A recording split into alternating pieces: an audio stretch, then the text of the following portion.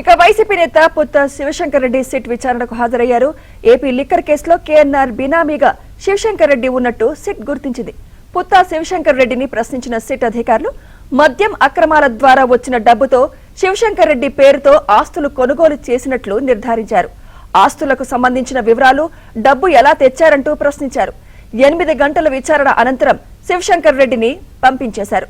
సోమవారం కేఎన్ఆర్ శివశంకర్ రెడ్డిని ఎదురెదురుగా ఉంచి ప్రశ్నించాలని సిట్ అధికారులు భావిస్తున్నారు.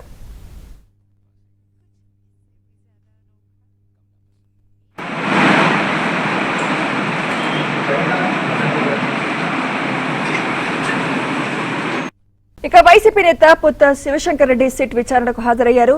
ఏపీ లిక్కర్ కేసులో కేఎన్ఆర్ బినామీగా శివశంకర్ రెడ్డి ఉన్నట్టు సిట్ గుర్తించింది. పుత్త శివశంకర్ రెడ్డిని ప్రశ్నించిన సిట్ అధికారులు మద్యం అక్రమాల ద్వారా వచ్చిన డబ్బుతో శివశంకర్ రెడ్డి పేరుతో ఆస్తులు కొనుగోలు చేసినట్లు నిర్ధారించారు.